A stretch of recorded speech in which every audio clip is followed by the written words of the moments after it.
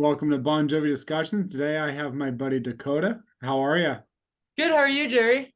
I'm doing good, doing good, doing good. I'm running on 3 hours of sleep though.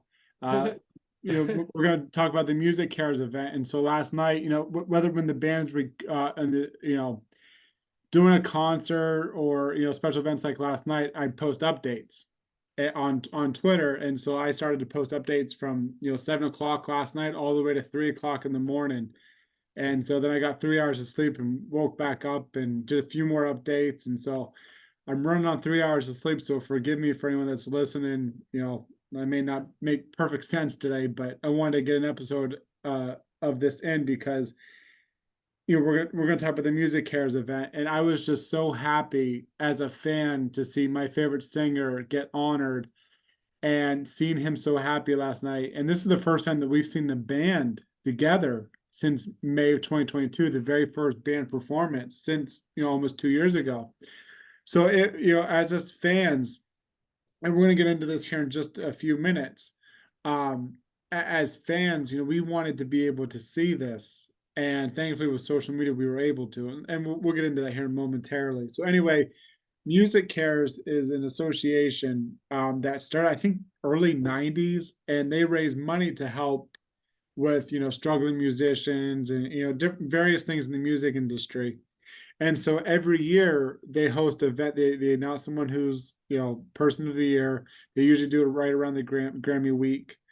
And so this year, Jon Bon Jovi was person of the year. So the event was held last night.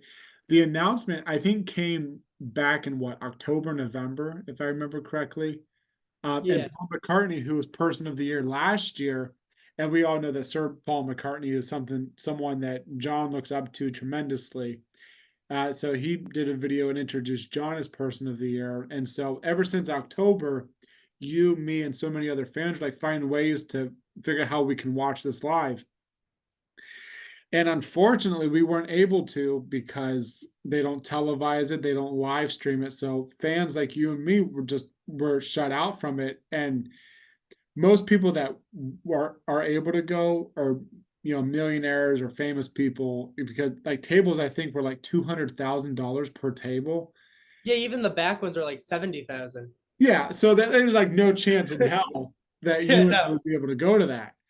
And so and I know, like myself included, a lot of us were complaining online that we wanted to see this, and I hated that music, and I understand MusicCares is trying to promote it, but like it drove me nuts every single day. Every single day, MusicCares would post an update. Oh, so and so's performer, so and so is going to be here, or don't miss out on Jon Bon Jovi being person of the year. Well, we are going to miss out. What do you mean by don't miss out? We are missing out. We can't watch. We can't. There's no way we could even. The only way that we could see is social media updates. And so what I was suggesting, what a lot other fans were suggesting too, let us pay for a live stream. Exactly. Bon Jovi fandom is just huge. There's so many of us diehards that would watch this.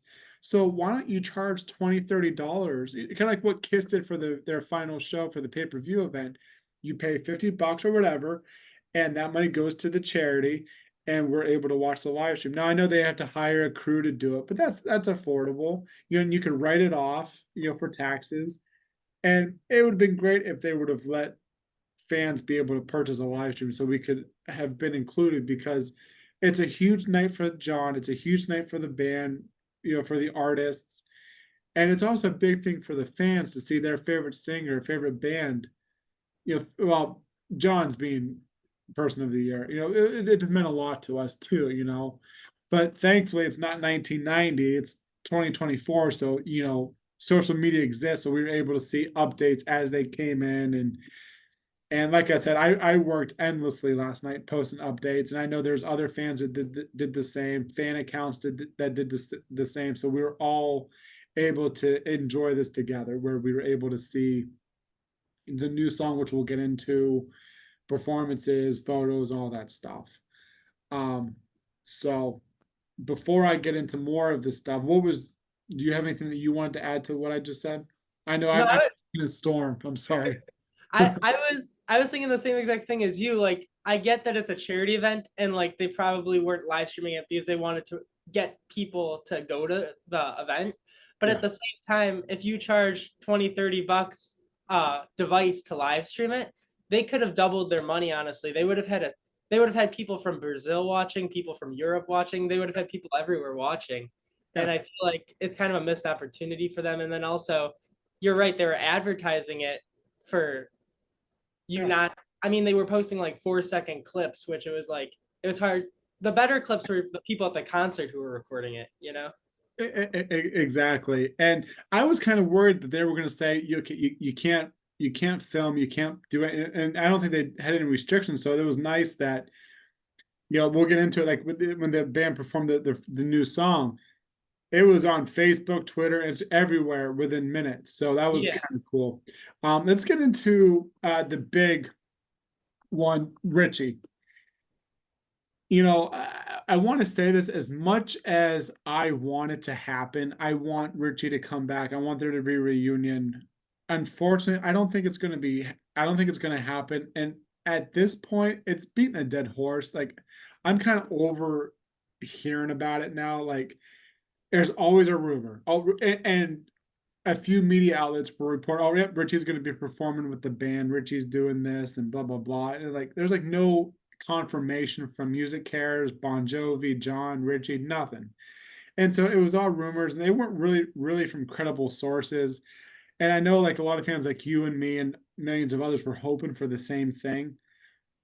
So long story short here, Richie didn't go, and People Magazine just put out a article from a source, not from Richie himself, from a source, that Richie's mom tripped, and she's 89, and I guess she broke her hip. And so if he was planning to go, that's why he didn't go. But truth be told, I don't think he was going to be there anyway. I definitely do not think he was going to be rehearsing with the band. Obviously, there's probably things that I don't know, that you don't know, other fans don't know.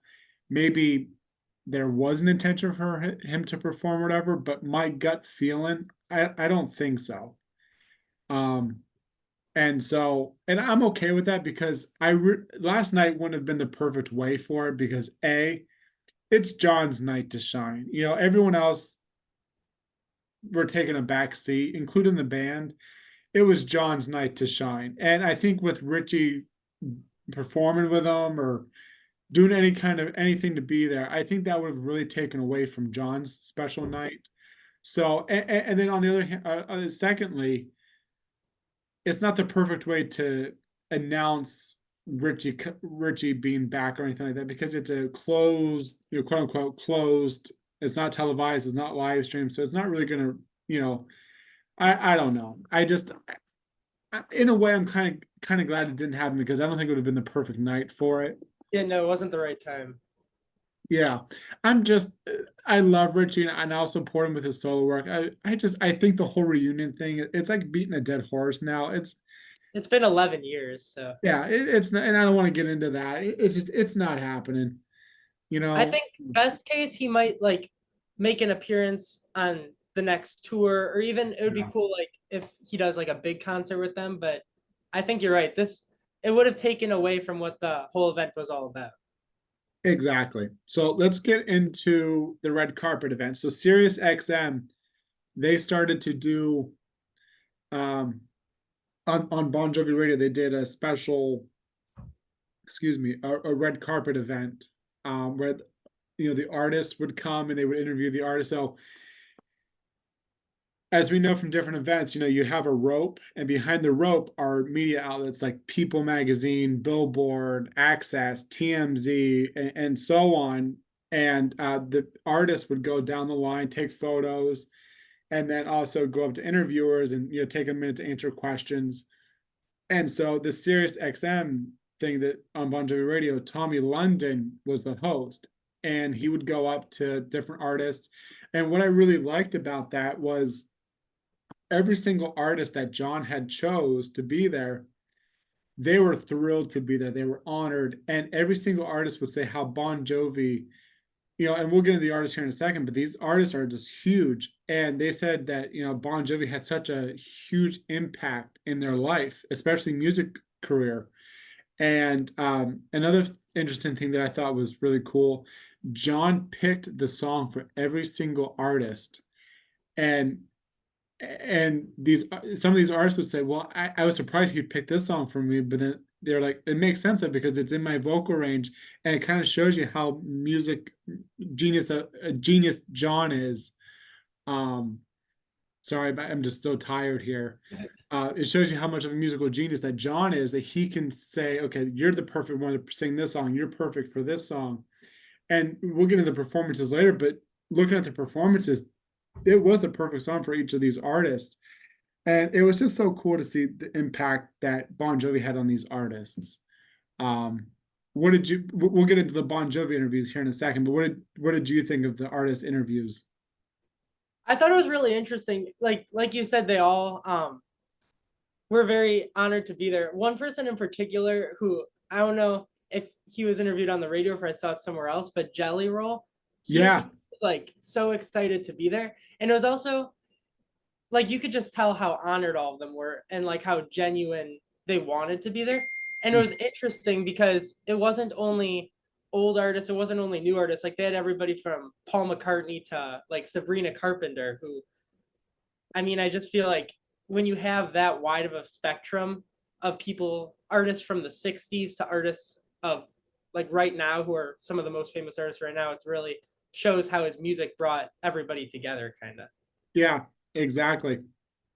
And I thought the band was coming in later, but they actually showed right at the beginning.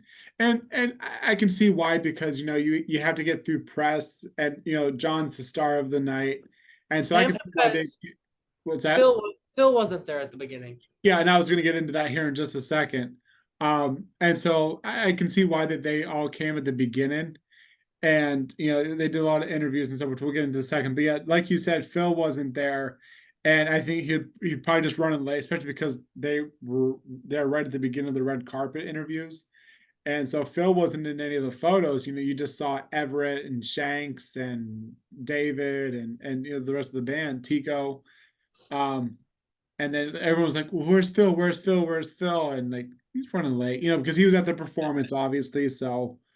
Um, but I really did like the interviews, because we got to learn a lot of what's coming. So kind of like an overview for people. John talked about the album quite a bit, that it's finished, and he's really proud of it. They've been working hard on it to get it out very soon. No album title yet. Um, he was asked about a tour. He said it's just a matter of when and where. So who knows when we'll get tour dates.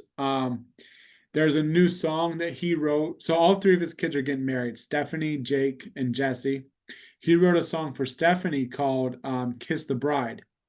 And John says that he's going to perform it, hopefully, at her wedding. And it's going to be like the wedding song of the next 100 years, which I love that term, next 100 years, because as you know, is a Bon Jovi song. Yeah. And the same album, Crush, is I Got the Girl, which is written for Stephanie as well. So I'm actually, me, I'm a sucker for romantic song, or not romantic, but yeah, romantic songs or ballads and stuff, And obviously this is a song from a dad to his daughter for a wedding. So but I'm really looking forward to it. Um and I also love the band. And there was an interview, John was off doing another interview, and someone I think it was Billboard, interviewed David and Tico, and then Hugh Everett and Shanks were there too. But they really didn't say much, but they talked about the documentary, and I guess it's going to be 4 episodes, and it totals into 5 hours, and they were really happy with it. And I guess they said even the diehards, and me, there's like a Yeah. lot that No, if there's something you don't know, that's pretty yeah, good. that's what I thought to myself too. That like, because I'm like a Bon Jovi encyclopedia, and there probably will be stuff that I don't know, and I'm excited to um hear it. But they said even the diehards, there's gonna be stuff that they've never heard, and so on. So that was kind of interesting.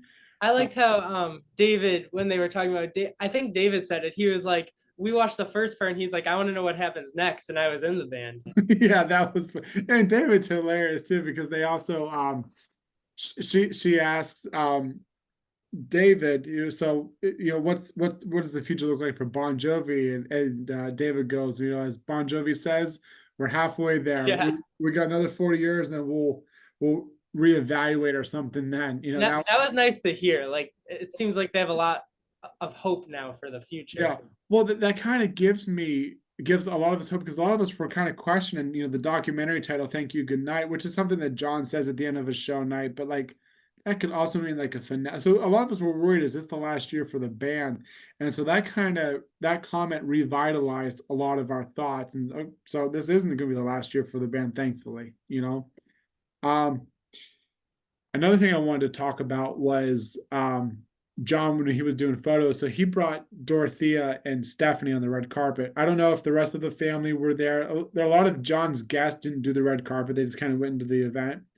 But Stephanie and Dorothea was with him on the red carpet. And what I loved about Dorothea, she was wearing Oh a necklace with saying "Goat, greatest of all yeah. time," and I thought that was just awesome. You know, John and Dorothea, they have such a great relationship with each other, and I love that. You know, like she has that kind of sense of humor. I thought that was awesome. You know, It made it not feel like a regular, just another event they were going to. It felt like all, not only John, like the band, all the people there, his family, everybody. It was almost like the Rock and Roll Hall of Fame again, I feel like. I felt the same too. I felt, you know, it was very celebratory, and yeah, I thought the same. Before we get into the actual event, was there anything that you wanted to say about the red carpet? Anything that we missed or you wanted to add? Um, I don't think so. I just think, yeah, all the interviews were great. I know um one of the interviews also talked about Jake and Millie and their wedding, and they Oh asked yeah, a couple questions about that. And I know he said, because I know in an earlier interview, Millie Bobby Brown said something about she would never ask him to perform at their wedding. She wants to give him a break that day. But then they asked him that in this interview, and he said, "Of course I will." So yeah, yeah, yeah. Let's get into the event. So I was just gonna. So this is like a 3 hours event, you know, from the beginning of the show to the end. And I thought Bon Jovi would perform at the end. And a lot of us have been wondering, okay, John has invited all these artists to sing their you know, Bon Jovi songs. And so I figured, okay, these artists are gonna pick hits, which most of them did. Um, and so I was like, you know, it'd be kind of weird for Bon Jovi to have all these artists sing their songs and at the end of the night play those songs again. And yeah, so they did it different. So, and I'm kind of glad. I'm kind of glad Bon Jovi just didn't do hits. So what they did is they actually started the show performing. They were introduced, and then they actually went into the brand new, which we're going to talk about the song here momentarily. But they opened up their brand new song, "Legendary," the premiere of it, the first time we've heard it live, and then they go into "Who Says You Can't Go Home" with Bruce Springsteen, and Promised Land, which is a cover of Bruce Springsteen. He plays it with John. And I just want to add a quick note. Bruce Springsteen's his mom just died 2 days ago. And I applaud him. I respect him. And I also give him my sympathies. It's incredible. And it shows you how much he cared about John, that even though he's going through a loss of his mom, he still came for John and still performed, still showed up for him. You know, that was just incredible. You know, and I, so you know, I would have understood. I'm sure John would have understood, you know, if he couldn't make it. But you know, that kind of shows you the person that Bruce is, you know.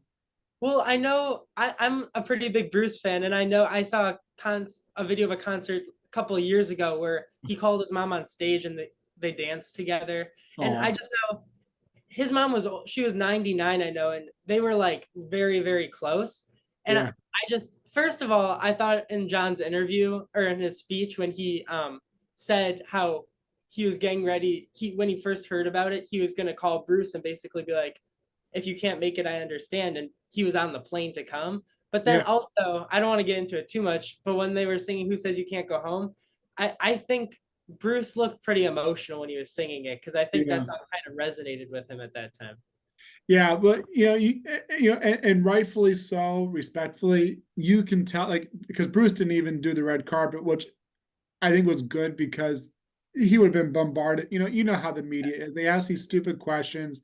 They would have brought up his mom, and that's just not the right place for it. So I can see why Bruce didn't do the red carpet. It's not And even what he there you for. could, yeah, and you could tell Bruce was having a hard time with it, and I'm just really, really glad that Bruce still showed up. But like I said, anyone would have understood. Uh, Mhm. but we'll get into legendary in just a second. But I thought I was surprised Who Says didn't go to any of the other artists, and I'm surprised that they kind of performed that. Um, Maybe Well, just to kind of show, the New Jersey roots, kind of, especially with like having Bruce there and then doing Who Says You Can't Go Home. Um, yeah, two things went into my mind about that song. sure. So first, I kind of thought Shania Twain was gonna get it just because it's a country song or like a Yeah. country poppier song. So I thought that I don't know, that was what I first thought like weeks ago. But then I remember they sang that song with Bruce for another charity event like 10 years ago. Oh yeah, Hurricane Sandy Yeah. relief. I Yeah, wonder if that had anything to do with it. Like they were like, okay, we both know the song, we performed it well together. yeah, yeah. That's true. And before we get into the new song, I also want to add that this is the first time that we've seen the band perform since May of 2022 when they did a private Nashville event. And so a lot of people, and look, John will always be my favorite singer. I still think he's great.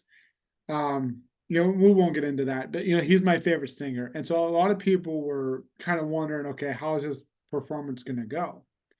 I know. And I was just so happy. I was impressed. I was just so happy. You could tell how happy John was to be on stage again. It was so great to see the white mic stand, the Takamine, the Tico's drum set. Just to kind of see all the band's gear again on stage, and then just seeing the band together, seeing John happy to perform again. You could just tell he was excited, and he sounded great. The band sounded great. Obviously, they've been rehearsing all week in LA. Um, let's get into the new song. Yeah. Obviously, people that are listening, I did an episode late last night after the song premiered.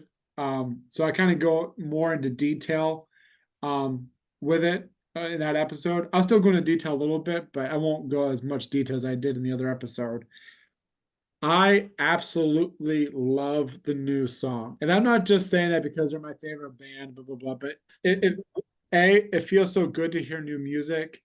And B, I was really impressed with it because, we heard about the new title of the song, Legendary, because people were posting about it the other day because they were at rehearsals with the band and they were talking about new song Legendary is coming out as a single next month to promote the new album.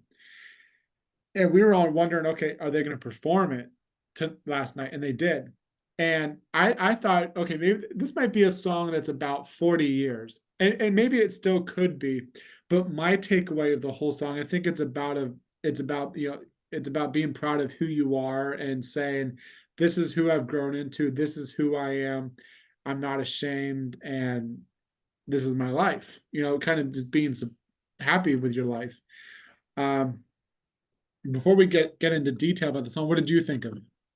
I really liked it. I know it's kind of hard to tell exactly how it's gonna sound on the record just because it's a iPhone recording and like everything's balanced differently. But I think first of all, I thought it was catchy. Like it was stuck in my head. I mean, I told you earlier, I was with my friends last night. They thought I was crazy that I kept checking Twitter and stuff for updates. So I'm like, I gotta hear how they sound now. And I mean, they delivered with that song. I Yep. thought the beginning with the woes, that was a really Yeah. so I know they've been doing that a lot lately, but I think it's cool. It Yeah. makes it like I like it. it makes it catchy, but it still allows them to keep like the rock part of it. Mhm. And the other thing I'll say, he was playing, he just seems so confident on it. Like he was playing the guitar very confidently, even on the Oh high yeah. because I know on the last tour there are some times in the high parts, and I mean when I'm playing guitar I do this too, so no criticism from me. But like I know sometimes when you're singing the high parts of songs, it's hard to play the guitar at the same time. So like some of the high parts he was kind of taking a break on the guitar. Yeah. But if anything, he was playing the guitar harder on the high parts, and I thought Yep. it was just so cool. It really feels like he was passionate about the night, and I feel like I don't know, it felt like he was in like the right place with his music Yeah. last night. Yeah, you said, and I was going to say the same thing. You know, the way he was playing, he had a lot of confidence, and you're just happy to perform the new song. And you bring up the woes in the beginning. I love that, and it's really heavy David Bryan vocals there, which I absolutely love. And Phil X is also singing in the background, I think, and I think Everett is as well. And I Yeah, love that. You know, it starts out with that piano intro, and then the strong woes, and then John sounded really good on the song. I also love the drum drive, you know, like it's a steady drum drive in the intro and verses. And then when you get to the chorus, it's more of like the roller coaster chorus, where, you know, boom, boom, boom, boom, boom, boom, boom, you know, and I just thought that was, I love how it picks up. And, like listening to it so many times now, I'm starting to drive my wife nuts with it. Um, but I feel like it's like a combination of roller coaster, when we were us, nostalgia, and then a little bit of the any other day rhythm. You know, that's what I hear. I know some of the people were saying just older. I'm not getting just I heard that a little bit. Just the only reason is because the chorus, it has the same style where it's a little lower of a verse, and then the chorus goes into that high part. But yeah, also, I feel like, I don't know, I feel like not the song style, but the message almost felt like a newer, more updated version of "It's My Life." Like it's like how they, I, I don't know, like, but it just feels like that. They're kind of saying they've grown into this new band almost. I feel like a little bit. yeah, that's a good way of looking at it too. Yeah. My favorite part is the chorus, and I want to repeat the lines because I think it's such good songwriting, good poetry, and it's so fun to sing along to. Like I can't wait to see the song live and sing along to it. And And thank I you just, for looking at the lyrics. That was cool to yeah, see. I think I figured 95 because the audio you can only decipher it so much. So I think I got most of it. So that got what I want because I got what I need. Got a fistful of prayers and stand up and believe.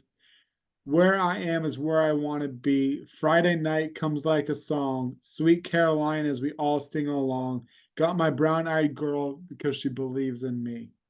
And I love the way that if the music fades out and then he sings Legendary and then the music comes back in. I just like the best part of that song is the chorus. I love singing along to it. And it's one of those songs like, some songs that it takes a while to remember the lyrics. I could probably sing this whole song now because I've only listened to 200 times. But um, I love it. I love the chorus.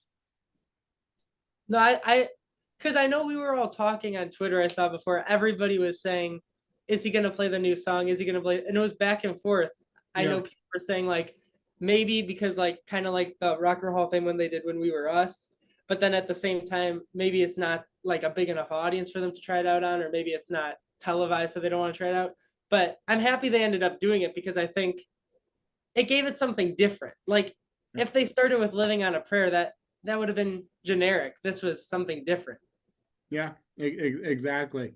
And and one thing I want to add lastly in this is the guitar solo. So there's people that were, and I don't judge anyone's opinion. You know, we all are allowed to have our opinions and things and blah blah blah.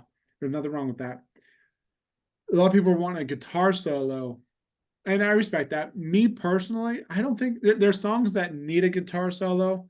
There's songs that need just a little bit of a touch of a guitar solo, and then there's songs that don't need a guitar solo. This is one of those songs that you don't need a solo on at all. You know, I think it's just perfect the way that it was. And maybe they will add a solo to the album and who knows. But I think this was one of those songs that you didn't need one though. No, yeah, I agree. It, Yeah. it I mean, I think the song was very strong too. Hmm. And Yeah. I mean, it sounds like their new album. I know people were worried that it wasn't going to be like a rock album. And I think after seeing the song, you could see that it's going to be a rock album. Yeah. I can't wait for it. Was there anything else that you wanted to say about the song before we move on? I think we pretty much covered it. Yeah, there's nothing more to say. Uh, let's get into John's speech real quick. So it was, I think like a 5 minute speech. Obviously he talked about his philanthropy. And then, but two big things I want to put in real quick. Bruce, I know we already touched on Bruce, but he acknowledged Bruce Springsteen's mom and everything. And then he also brings up his first guitar. So I know you and I, we've been on the virtual backstage of the Bon Jovi virtual museum, and they have a picture of John's first guitar, and then he sold it. And then there's a video on the backstage where John finally found the guitar a couple months ago, bought the guitar back, and has it. And so that he's really happy he has it back. And so he talked about it during the speech, and he said he wrote a new song on this guitar. And so that was kind of cool. He brought that up at the event. I think it's cool too. Like he said, the person he sold it to is the person he bought it from, and it's kind Yep. of amazing that that person still had Yeah. his guitar just sitting there. He said it basically was like unplayed. He saw his own marks from his hand that from when he Yeah. used it still in it. So I mean, can you imagine buying that guitar from John before he made it big? And you've got to know that, okay, this guitar is from Jon Bon Jovi, so either you keep it or you sell it for a really high value because that's John's very first guitar. well, the thing is, even he sold it pretty early off that it might have even gone like thrown away if someone Yeah. never played it. So it's Exactly. amazing that he found it. Yeah. I wonder how much he bought it for, if I'm being honest. Yeah, I think he sold it for like $100 if I remember Yeah. correctly. But the thing is too is like he's Jon Bon Jovi, so like him just wanting it back, I'm sure he'd probably get a photo, an autograph, or whatever, and get the guitar back. Who knows? But it's awesome to see him so happy with that new guitar, or Yeah. that guitar back. Um, let's get into the artists. So we'll just kind of do like an overview, and if you have anything you want to add, go ahead. But I'll just say what song each artist did, and we'll go from there. Brandy Clark did Memory. Melissa Etheridge did Blaze of Glory. Goo Goo Dolls did This House Is Not For Sale. Sammy Hagar and Orianthi did Bad Name. Jason Isabel did Wanted. Jelly Roll did Bad Medicine. Marcus King did Born to Be My Baby. I forget which one Lork and Paul, they collaborated with another artist. I can't remember who they did a song with. Yeah, I don't think I don't think they posted any videos for that one. Yeah. Mammoth did Have a Nice Day. Pat Monahan did It's My Life. Bruce obviously did Who Says and Promised Land with John with the band. Shania Twain did Bed of Roses. Warren Treaty did I'll Be There For You. Lainey Wilson did We Weren't Born to Follow. Presenters were Gail King, Lenny, and Kylie, and then Jim Gaffigan was the host. And before we get into the artists, I wanted to touch on Jim Gaffigan real quick. That was so funny. Oh my gosh, that was hilarious. Because Jim Gaffigan, he's a good comedian, and so obviously you know what I'm talking about here. For people who don't, that are listening, they had a picture of John from the '80s. When the heartthrob that he was in the '80s. Wearing a cut off Jack Daniels t-shirt and essentially short booty shorts. And then it was a beach style picture. So Jim Gaffigan comes out, wearing a cut off Jack Daniels shirt, booty shorts, and a cowboy boots, trying to replicate that image. And my wife actually showed me that video this morning when I woke up, and I laughed so hard. It was hilarious, And then he was telling Robert Kraft to stop looking because they're both married. It was just so funny. Yeah. So that was a great way to kind of start the show. Let's get into, I don't really have too much to say. But I'll kind of just, you want to make memories my fit. So MusicCares. So everything that's been posted online, from fans, me, everybody, was pretty much everything Bon Jovi did. There isn't really a lot of footage out there with these artists performing, and if there is, it's from MusicCares, who posted like a 5-second clip. Yeah. I expected a little more than 5 seconds. I know. And so my favorite song is You Want to Make a Memory. So I was kind of looking forward to hearing Brandy Clark. I still haven't heard it yet, so I'm waiting. I'm surprised. Pat Monahan did a really good job with It's My Life. Oh, absolutely. I thought, and we kind of go back to what we said a little bit ago, when John excuse me, when John picked these songs for all these different artists, and he was right. I mean, these songs really fit their vocal um Range. yeah, range. That's it. Running on 3 hours of sleep. um Goo Goo Dolls did This House Is Not for Sale. I was not expecting Goo Goo Dolls to do that. I thought they would have done something like Early On or something, but they really did a good job on that. Sammy Hagar and Orianthi did Bad Name. Now, I love Orianthi. She's a phenomenal singer, guitar player. And obviously, we know her history with Richie. You know, because Yeah. they had a relationship, they did an album together, they performed together. And so it was kind of like a little strange to see her play Bad Name, you know, because she's done that with Richie so many years, and now she's presented to John. But her and Sammy did a really good job on Bad Name. Um, Jason Isbell, I just discovered him yesterday. He's really good. He did Wanted. My favorite performance was Bad Medicine, which Jelly Roll did that. And I've never heard of Jelly Roll before. Like I've heard of people talking about him and praising him. And listening to his interview last night, he's got like a really good head on his shoulders. And he's a really good singer. And I love the way that he did Bad Medicine. I thought that was phenomenal. He's Um, a cool guy too, because he's like he's not the youngest guy, but he's like what he's a new musician and yeah. he had like a lot of hardships growing up, but he Yep. and I think you could tell how much of an honor it was just for him to be able to be with Bon Jovi. And I know he posted Yeah. something being with Shania Twain, and like I think that was like almost like a dream for him. So that was kind of nice to Oh, see. absolutely. And then the last thing I wanted to add, and then I'll let you. Uh, I'm sorry, I'm talking to Storm. So I you're all was good. really impressed with War and Treaty. They did "I'll Be There for You," Yes. and I was so they did it. There was piano, guitar, and then they sang. And the gentleman, he hit the high note right after the bridge going into the final chorus. That scream, he did it, and I was like, "Wow!" Like that was incredible. I was really impressed with that. Um, what was your favorite performance? Um, well, I know we haven't even talked about this one yet, but at the end I thought Living on a Prayer was like Oh yeah, we'll get into I that. know, We'll get into but yeah. um I thought It's My Life is probably my overall, even though it changes a lot, probably my favorite Bon Jovi song, just because that's the one that Yeah. got me into Bon Jovi really. Yeah. But and then Pat Monahan, I think, is such a great singer. So like just bringing those two together, that was cool for me to see. I mean, I know we didn't get to see a ton of the full footages of anything. I know. Um, Promised Land I thought was really cool. I really liked how Bruce and John did those together. And then you're Yeah. right, the Jelly Roll Bad Medicine. He was hitting the notes great, and Oh like yeah. he seemed to be one of the most confident people on the stage that night, I think. And I think that was cool to see. It shows like the passion he had for it, and like it he made it like he showed that that was the song that he was passionate about. Yeah, exactly. Everybody did a good job, and it was so nice to see everyone happy to perform. You know, can you imagine being the artist though? And obviously, you have the talent to perform and all that.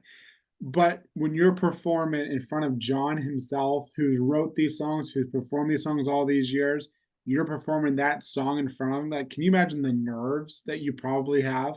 Well, not only that, but the table right in front of you is just like John Bon Jovi in the middle, Paul McCartney on the left, and Bruce Springsteen on the Oh, right. And it's like if one, if not even all of them, but if one of those people was at least all of their idols, you know what I mean? Like at least one of those people that everyone in that room has looked up to at some point. Because I mean, like if you didn't look up to the Beatles, that's like every musician, and then John Bon Jovi is just so iconic, and of course Bruce Springsteen. So yeah.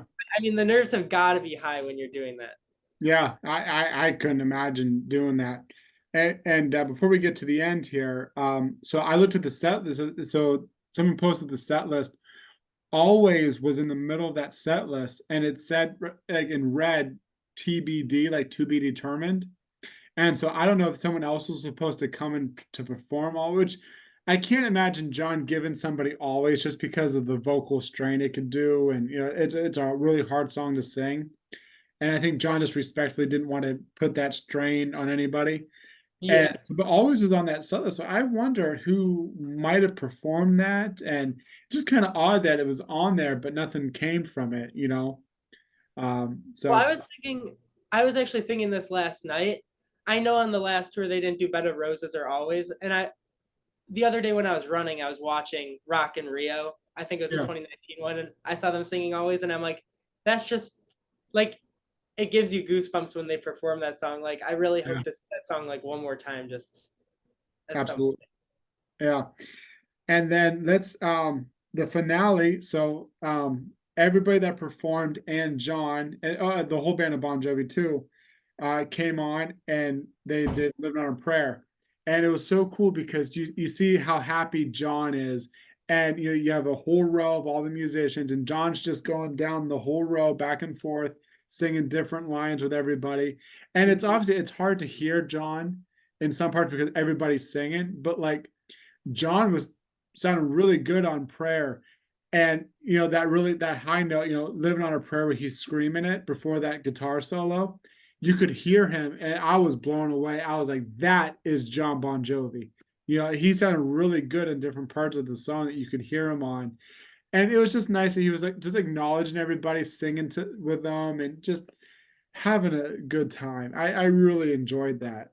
Well, one part of the song that particularly I know everybody was focusing on the high notes, like at the end, like Yeah. the big note before the solo. I know he did that one pretty well. But Mhm. one thing that stuck out to me was when he did the so tough part, like the lower one, like the so tough. That part, he it sounded so clear and it just sounded like Bon Jovi tone. Like I don't know. It was such a clear tone. That's the part I think you can honestly hear him best on. And he just sounded so confident on it. I loved how he was walking around. Yeah. He wasn't having to focus on the vocals. You could tell he was genuinely just like part of the concert. Yeah, exactly. And I think you just kind of take it because you're with a lot of everybody on that stage was so great. And everyone was just having a good time singing that song.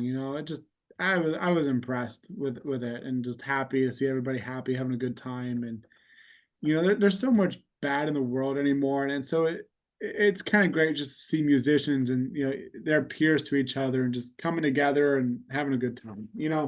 It was cool when him and David for a second were on the same mic together singing. Oh That yeah. was cool to see too. Yeah. Um, was there anything else that you wanted to say about the event in general? Anything you wanted to add in or anything?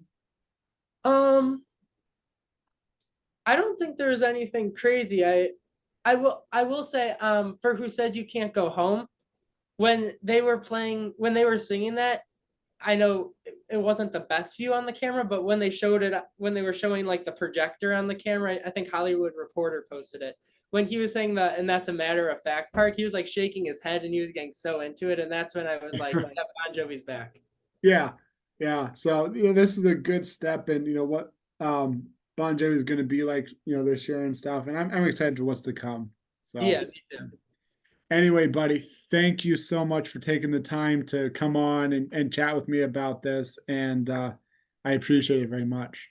Thank you for having me. Yeah. This is great. So stay on. I'm going to end the recording, but thank you, buddy. All right. Thank you. All right.